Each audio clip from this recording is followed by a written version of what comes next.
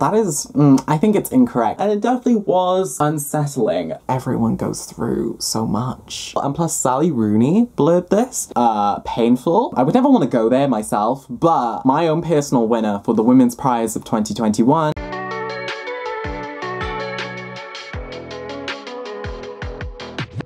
Hey besties, it's Joel, and today I'm going to be reading the shortlisted Women's Prize for Fiction novels. I initially wanted to do the long list of books, however, by the time I came up with the idea of doing this, the shortlist had been announced, and so yeah. So I kind of want to get the shortlist read and kind of pick my own personal winner before the actual winner is announced. And there are some amazing books here, and I can't wait to discuss them further. But before we get into it, if you've yet to check out my Instagram nor my Twitter, I would highly recommend you go check those out because I post some extra bookish content that you're not gonna see here. Okay, so the Women's Prize for Fiction was founded in 1996 with a dual purpose: to both celebrate the best of fiction writing done by women and to also fund charitable and educational initiatives for readers. And women's writing is something that should be celebrated because way back in the 18th century, although Ian Watt is like, yes, men gave rise to the novel, that is, I think it's incorrect. A lot of women such as Eliza Haywood, Fanny Burney, Phyllis Wheatley, and Jane Austen wrote during this period and really gave prominence to the novel format as a whole and the fiction format as a whole. So it's really thanks to women that we enjoy novels as we see them today. And so I'm really excited to be reading these 6 novels by women this week because it not only celebrates the heritage that women have given to fiction, but also continues to empower women through fiction. And so every year, a panel of 5 women who are passionate readers and at the top of their respective professions come together to decide the long list, the short list, and the overall winner of the Women's Prize for Fiction. And so for 2021, we have Bernardine Evaristo, who is the chair, Elizabeth Day, Vicky Hope, Nesreen Malik, and Sarah Jane Mee. And I was initially introduced to the chair of the Women's Prize for this year, Bernardine Evaristo, through her book Girl, Woman, Other, which I read as part of the Crusty Book Club in February. And I just really loved Bernardine Evaristo's work. I think the way that she can write prose is an experiment with prose as well. It's just really profound, and I would highly recommend you go and read this. And so I'm going to be reading the books in the order they are presented in that carousel on the Women's Prize for Fiction website. I'm basically doing this just so that I can insert some footage of the carousel because I just love it when books are presented in this way and it just looks so pretty and beautiful, you know? And so we have The Vanishing Half by Britt Bennett, Piranesi by Susanna Clarke, Unsettled Ground by Claire Fuller, Transcendent Kingdom by Yag Yassi, How the One-Armed Sister Sweeps Her House by Sherry Jones, and finally, No One Is Talking About This by Patricia Lockwood. And all of these novels look stunning. Their covers gorgeous. I think there's going to be some really exciting tales being told throughout each of these books, and I'm really excited to be getting into them. And if you decide to read any of the Women's Prize novels for yourself, the Women's Prize for Fiction website does include free reading guides which you can use to delve into the books further. They have questions, discussion points, and like quotes from each of the panelists depicting why they decided to pick that specific book for the Women's Prize. But before we dive into reading these books, this video has very kindly been sponsored, and so I'm going to throw it over to sponsor Joel so that they can tell you a little bit about today's sponsor. Hello besties, it's time to tell you about the sponsor of today's video, HelloFresh, one of the leading meal kit providers where you can get fresh seasonal recipes and pre-measured ingredients delivered right to your door. A lot of you are aware that I enjoy cooking, and with HelloFresh you can cut out the stressful meal planning and prepping and get dinner on the table in just about 30 minutes. With their quick and easy recipes, that time could be reduced to just 20. Since the ingredients from HelloFresh are pre-portioned, that means there's less prep needed. Also, there is less food waste as well. HelloFresh is really flexible, meaning if you wanted to change the day that your HelloFresh box is delivered on, you wanted to change some of your food preferences, or you even wanted to skip a week, HelloFresh can do that for you. They are committed to giving back, as they've given over 4 million meals to charity in 2020 and are continuing to step this up amid the global panoramic. In my household, sometimes I cook meals for my family, like I cook curries, I cook chili, but sometimes going to the supermarket and actually getting those ingredients can be tough. When I'm a student, when I'm a content creator, you know, I have no time for these things. With HelloFresh, I get the ingredients delivered right to my door, I can just take them out of the box. I decided for this box to get a pork and oregano linguine. Cooking it was just a simple breeze. My sister kept coming down into the kitchen because she could smell how tasty it was from upstairs. Eating it afterwards, oh, it was like a dream. It tasted so amazing, and even my dogs want a little bit in on the action as well. But overall, my family also enjoyed it. And so if you'd like to try HelloFresh for yourself, you can go to hellofresh.com and use code fictionalfates14 to get 14 free meals plus free shipping, because we all know we love that free shipping. And again, a massive thank you to HelloFresh for sponsoring today's video, and now we can get back to those fabulous shortlisted books. And so the very first book that I'm going to be reading for this video is The Vanishing Half by Britt Bennett. This is the Waterstones exclusive edition because I just love the colour scheme so much more. The illustration was done by Mike McQuaid and the cover design was done by Nico Taylor, and it's just such a stunning cover. I think the gold and the navy and the white work together so well, and there's just a bunch of stunning blurbs on the back as well from various authors like Candice Carty-Williams, Bernardine Evaristo, Sarah Collins. There's just so many cool words, and plus this book does come with a foreword by Bernardine Evaristo as well. On the Women's Prize reading guide for The Vanishing Half, Bernardine Evaristo says, it looks into the consequences of racism and its effects on the human psyche, how it can determine people's lifestyle choices and relationships and also shape their fate. And so it's really exciting, and I know a lot of people have loved this book. A lot of people have found it really insightful, powerful, and also just really intriguing how it explores race at a multitude of different levels. And so I'm really excited to finally be delving into this. So The Vanishing Half follows two sisters who grew up together in a southern town. However, once they reach adulthood, they both start to lead very separate lives. One lives with her black daughter in the southern town they tried to escape, and the other sister decides to secretly pass as white as her husband remains unawares of her history. And although they're separated by many miles, they are still intertwined with the many lies they have told. And slowly but surely, what will happen when their daughters' lives begin to intersect with one another? I think there's a lot to be revealed within this book, and it just feels like it's going to be a really interesting read and also a really interesting take on white passing and kind of why people do it and why they assimilate into society. And yeah, I'm gonna get to reading and I will catch up with you once I have finished The Vanishing Half. Okay, so before I put the dust jacket back on, look at how amazing this like naked book is. The Vanishing Half by Britt Bennett is a phenomenal and amazing book. The prose was just so delectable. I found that it was just such a really good read that speaks about colorism within the black community, but also the discussion of the performance of race. And I think that this would be this shimmer is like in the sun, it's just like, oh.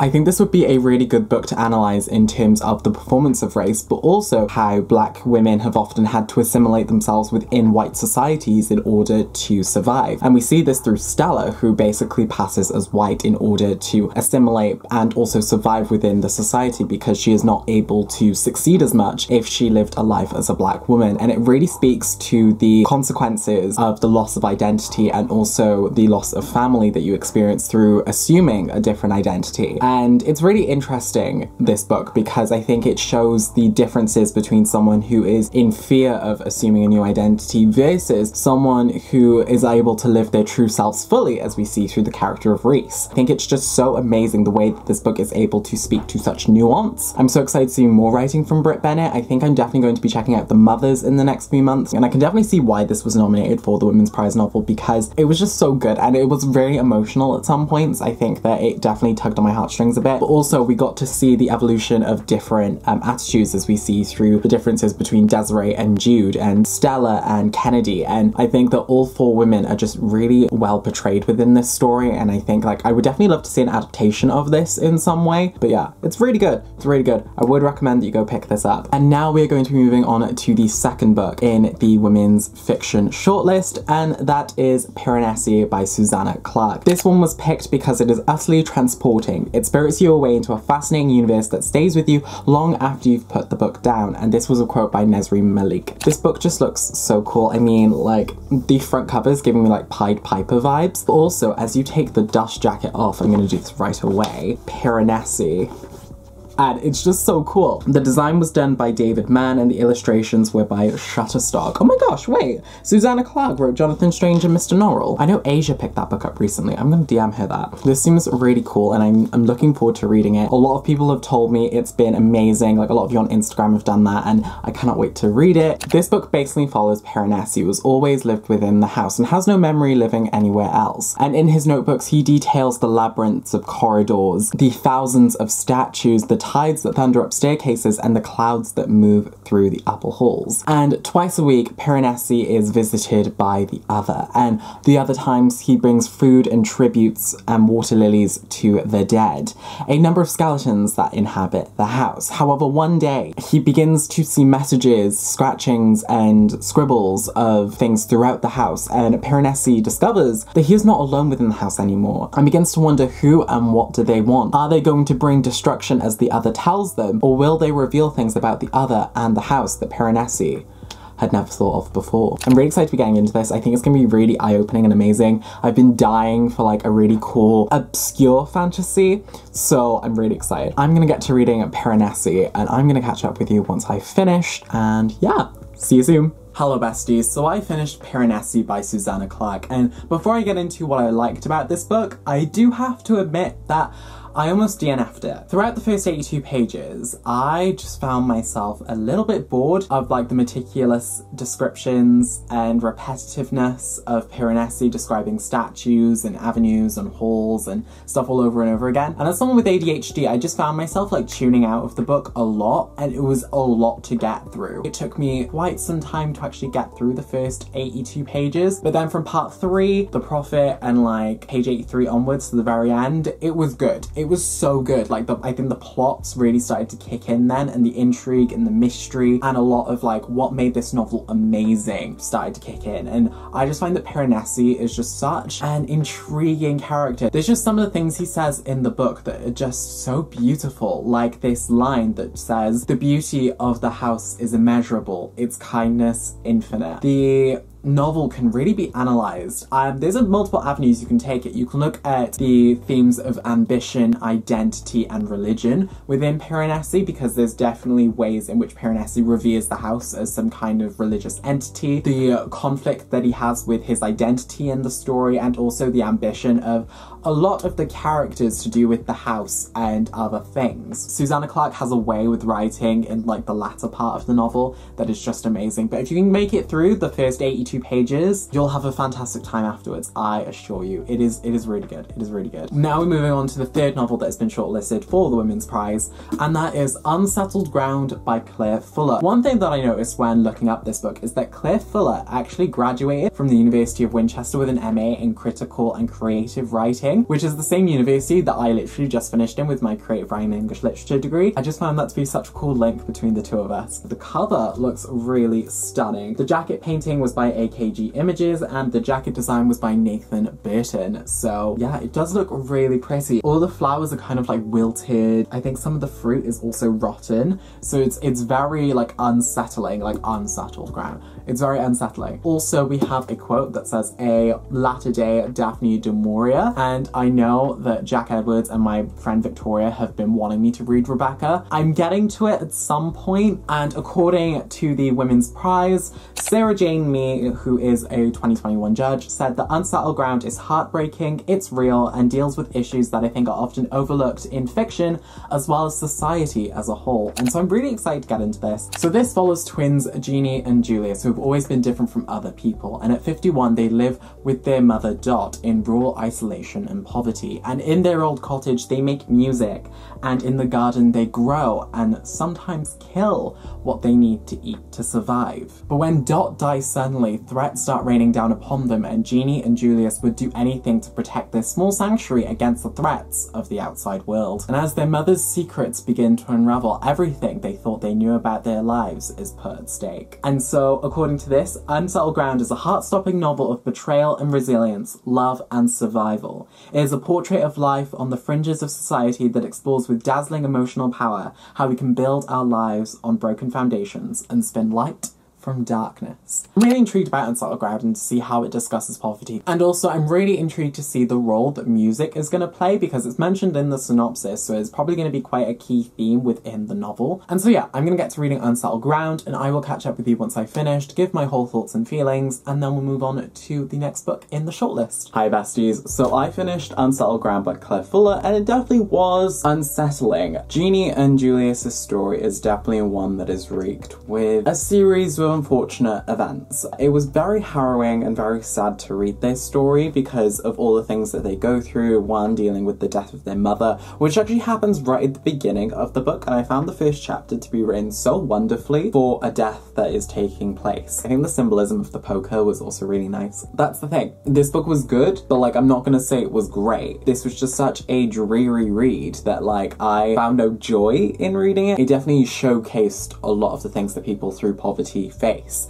and a lot of the heartlessness that they experience from certain people within their communities. And we see this a lot today with like from the government and from like local counties with hostile architecture. It's a hard society that we live in, and I think that this story definitely showcases a lot of the struggles that people who are close to the poverty line and close to being homeless experience. Especially with Jeannie, actually. Jeannie's emotional arc throughout this book is definitely one that is the strongest, and I think that witnessing Jeannie as a character grow was definitely a really insightful and also really powerful arc, and I think that Claire Fuller wrote that really well. Julius, on the other hand, I don't really know. Just overall, the book was good. I think it's definitely worth reading if you're interested in this kind of story and seeing kind of the effect of poverty and the effect of the societal expectations of people and like what people just assume that everyone has, when matter of fact not many people have some things. Sometimes not everyone has working internet, not everyone has running hot water. Unsettled Ground is probably quite a good book for that, and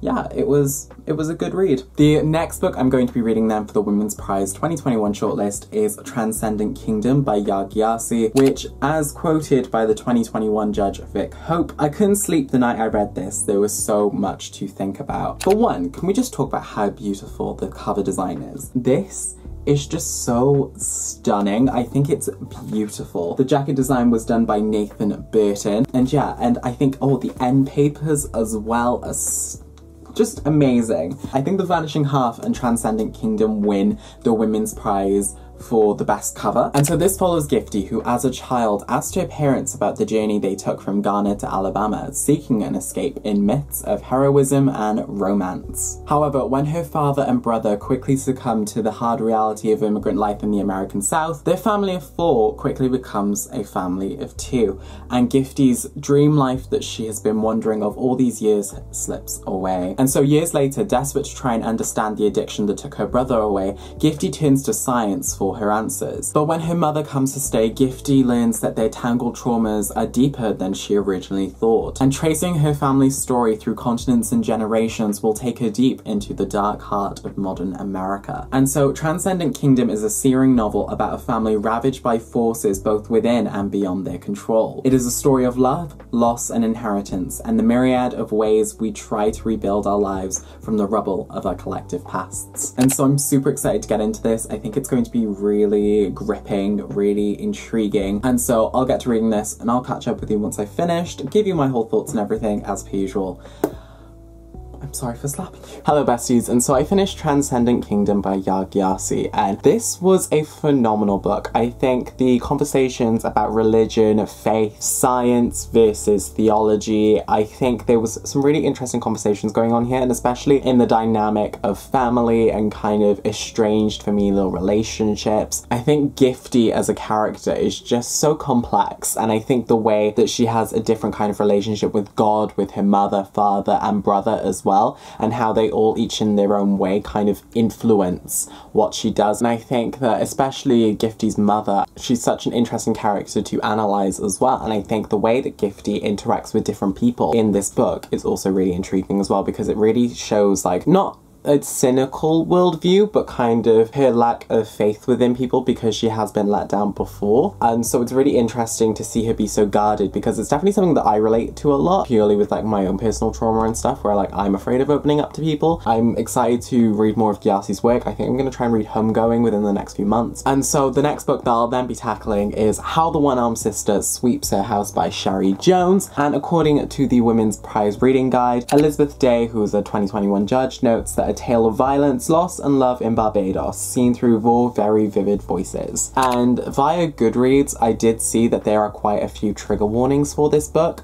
It might be one that I will take my time with, because it is definitely going to be quite a heavy book. I do want to read the entire shortlist, but if it does become too much, I will put this book down. So this follows Lala, who in Baxter's Beach, Barbados, her grandmother Wilma tells her a story about what happens to girls who disobey their mothers. For Wilma, it's the cautionary tale for the willful adventurer, who ignores the warnings of those around her and suffers as a result. When Lala grows up, she sees the story offers hope of life and love after losing a baby in the most terrible of circumstances and marrying the wrong man. And Mira Whalen's story is about keeping alive, trying to make sense of the fact that her husband has been murdered and never actually getting to tell the fact that she loved him after all. And so How the One-Armed Sister Sweeps Her House is a powerful, visceral novel of lives across race and class, and some of the sacrifices women make to survive. And so I definitely think this will be a really good book on intersectionality and the intersection of women in race and class, because when we discuss race and class, we never really discuss like the intersectionality of those areas, and particularly how they affect women as well. I'm gonna get started with it and I'll catch up with you once I've finished. Hello besties, I literally am wearing these glasses. They're clear lens, but I just think I look good with them today, so I'm like, oh,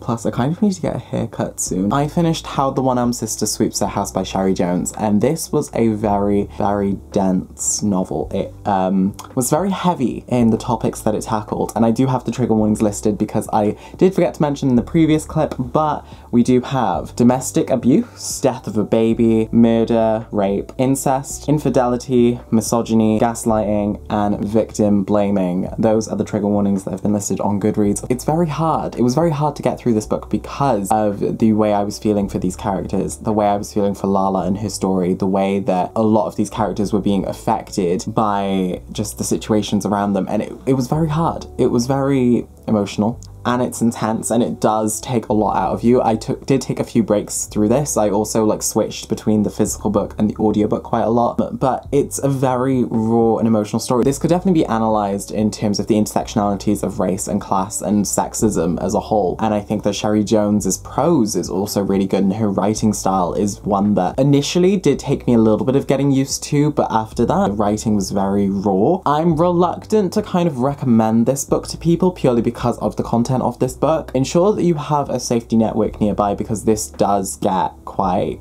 brutal. I think it's something that I've noticed with a lot of the women's fiction novels. A lot of the novels have been surrounding a type of tragedy or a type of just unfortunate event that's happened to each of the characters. Everyone goes through so much. So overall, How the One-Armed Sister Sweeps Her House is a very vividly written story that I think is quite emotionally impactful, powerful, and does depict a really shocking tale. And so now we'll be moving on to the final book of the women's fiction shortlist for 2021, and that is No One Is Talking About This by Patricia Lockwood. And by Nazreen Malik, who is a 2021 judge, she states that No One Is Talking About This is a book that does its own thing. It takes risks while maintaining warmth, being very moving and profoundly insightful into human nature. It seems like this talks a lot about social media as well, and as someone who is on social media, I think it's gonna be quite interesting. I think it's gonna be quite intriguing, you know? And plus Sally Rooney blurbed this. I really admire and love this book. Patricia Lockwood is a completely singular talent. And I haven't read any Sally Rooney books, but a lot of people on BookTube have, and so I guess I can trust Sally Rooney for now until I've read her fiction. And so, a woman known for her viral social media post travels the world speaking to her adoring fans. Her entire existence overwhelmed by the internet, or what she terms the portal. Are we in hell? The people of the portal ask themselves. Are we all just going to keep doing this until we die? Suddenly, 2 texts from her mother pierce the fray. Something has gone wrong, and how soon can you get here? As real life and its stakes collide with the increasingly absurdity of the portal, the woman confronts a world that seems to contain both an abundance of proof that there is goodness, empathy, and justice in the universe, and a deluge of evidence to the contrary. Irreverent and sincere, poignant and delightfully profane, No One Is Talking About This is once a love letter to the infinite scroll and a meditation on love, language, and human connection from one of the most original voices of our time. I'm intrigued by it. I think it's gonna be really cool. The cover is also really like simplistic but stunning. It's designed by Greg Heinemann. And so I'm gonna get to reading No One Is Talking About This by Patricia Lockwood, and then I'll come back with my thoughts, my feelings, and also rank the Women's Prize shortlist and crown my overall winner. Hello besties, so I finished No One Is Talking About This by Patricia Lockwood, and I'm of two minds. The first half was something. I think that I just got bored, essentially. Like, I love kind of the exploration of social media and kind of the different posts and stuff. Like, the writing style is definitely something to get used to. I think part 2 was a lot more emotionally impactful and a lot better than part 1, especially as like our main character goes through the journey with her niece and stuff. I think that was a lot more impactful. It was okay, like I enjoyed it. I think the outlooks on social media were also quite interesting, and kind of the way that the woman interacts with the portal. The second half was painful. It's how the woman is able to like rip herself away from the portal and start focusing herself with the energies of into her family. And I guess it's really interesting as well, because obviously as people on social media, sometimes we need to remember to go touch grass. We need to like actually recenter ourselves within reality and ensure that we aren't living our entire lives on social media. And so it's a really interesting outlook on things, and I think like this novel definitely was good, and I would be intrigued to read more of Patricia Lockwood's work. And so yeah, that are the 6 Women's Prize shortlisted books for 2021, and I had a time with them. I think we just read some amazing works. I think that each and every single woman that is on this shortlist and long list as well should be really proud of the works they have written, especially going back to the 18th century where women gave rise to the novel. I think it's really outstanding that we're still celebrating women writers today, and something that we should continue to do, because throughout history we can see how often women have been silenced, and this prize is able to give women that voice, that power, and celebrate the voices of women within literature. But now we get to ranking them, because, you know, I'm a nasty bitch. So, in 6th place, I give No One Is Talking About This by Patricia Lockwood, for the reasons just stated. We then have Claire Fuller's Unsettled Ground coming in 5th place. Whilst it explored poverty and the interactions between a small community really nicely, again, it's one of those ones that was just good. I didn't really feel attached to many of the characters, and so yeah. In 4th place, we then have How the One-Armed Sister Sweeps Her House by Sherry Jones. This was a well-written novel, and I think that it definitely explored a lot of traumatic themes well. I just felt more towards the other novels, and so yeah, I'm sorry. In 3rd place, we then have Transcendent Kingdom by Yag Yasi. Loved it. I think this was just such a stellar piece of writing, and explored a lot of religion, explored a lot with identity, but also kind of taking ownership of your life and seeing what you want to do with it. Being open with people and trying to be open with people in your relationships, and this is like, I've definitely taken a lot from this book. So in 2nd place, we have Piranesi by Susanna Clarke. This would have been 1st place if I didn't almost DNF in the very beginning. This book was just really good. The themes of ambition, identity, and religion, chef's kiss. I think Piranesi is just so cleverly written, and I'm excited to read Jonathan Strange and Mr. Norrell in the future. I think the world of the house was stellar. I would never want to go there myself, but it was this was really good. This was really good. And so the winner, my own personal winner for the Women's Prize of 2021, is The Vanishing Half by Britt Bennett. This book was just, I think, so raw and emotional. I think it was really well written, and the way that it was crafted was so succinct. This is also the longest novel, and so I'm definitely excited to read more of Britt Bennett's works as well. She's just amazing. She's so talented. These 3 would probably be the ones that I recommend the most. That is me reading and ranking the 2021 Women's Prize shortlist. And so yeah, the winner of the Women's Prize for Fiction 2021 is being announced on the 8th of September. I guess we'll find out then whether The Vanishing Half wins or one of the other novels on the shortlist. We'll come back to that at some point and see what happens then. So yeah, a massive thank you to HelloFresh for sponsoring today's video. If you want to go check them out, you can go to hellofresh.com and use code FictionalFates14 to get 14 free meals and free shipping. And if you like this video, be sure to give it a thumbs up, and if you're new here, be sure to click that subscribe button so that you're notified when whenever I upload next. I mean, you can also click the bell icon as well to be notified, but you know, either or. If you want to check me out on any other social media platforms, I'll have all of them linked in the description down below for you, alongside a Ko-fi link which you can use to tip any amount of money that will be used to help improve this channel. And I think that's everything. I've just had so much fun reading all of these picks by women. I think I'm gonna do a vlog for Women in Translation Month as well in August, so that should be also really exciting. And so yeah, I guess until the next time, bye besties.